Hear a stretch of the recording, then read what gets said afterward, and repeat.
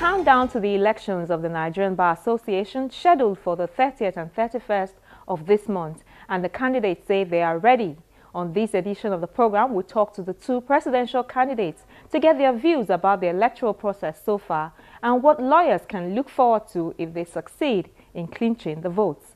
The president of the NBA and the Electoral Committee have again given the assurance that the process will be credible. Hello and welcome to the program. I am Shola. Let's begin straight away with our chat with the man who has a vision to build a brave new bar. A.B Mahmoud was called to the bar in 1980. He's been in the legal profession for 36 years. He served the country as Director of Prosecution, Solicitor General and Attorney General of Kano State at different times.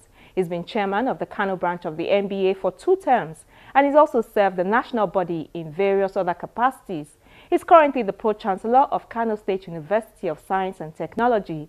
He's also the second Vice President of the Nigerian Stock Exchange, among other positions. And it's all this experience that he seeks to bring to the leadership of the bar. Is he comfortable with the e-voting process of the elections? I think the electoral process is unique in many ways. First is obviously the first time we're trying it on such a scale. And so definitely there'll be a lot of concerns, legitimate concerns.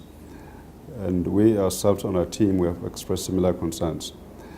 First about the integrity of the process, whether in terms of internal threats, in terms of somebody manipulating the process internally, or in terms of external threats.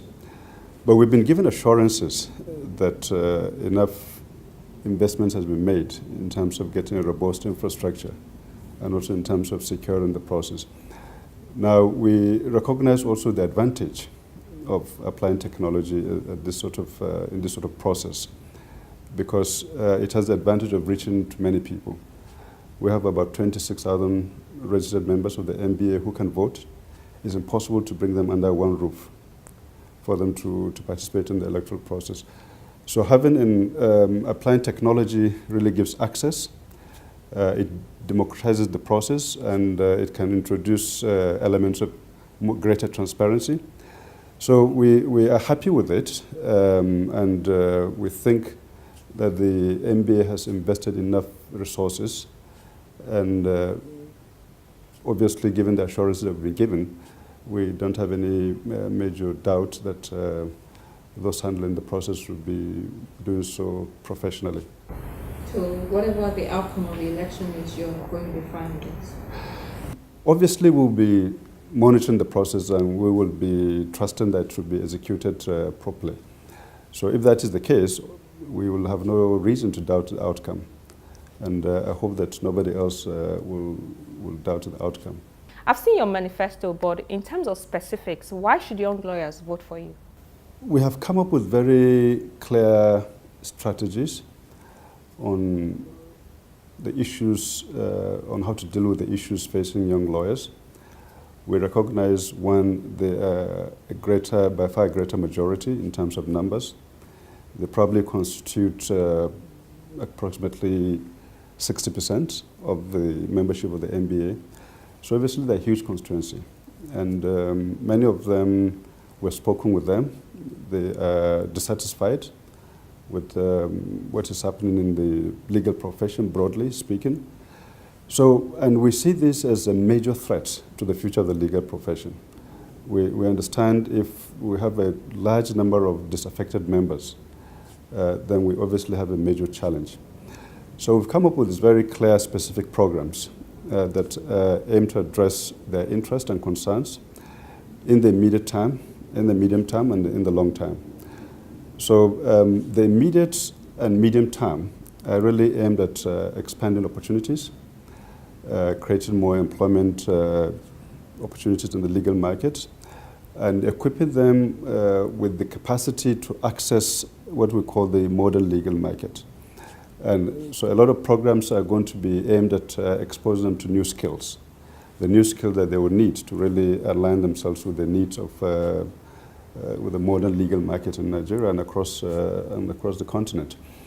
So hopefully they will understand this vision and they will appreciate the need to do this. and align themselves with our programs and support our quest for the leadership.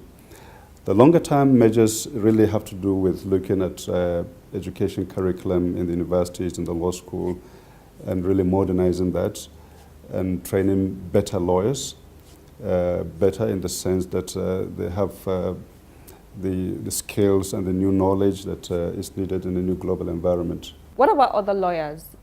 Talking about welfare, why should they vote for you? Well, hopefully, when you talk about welfare,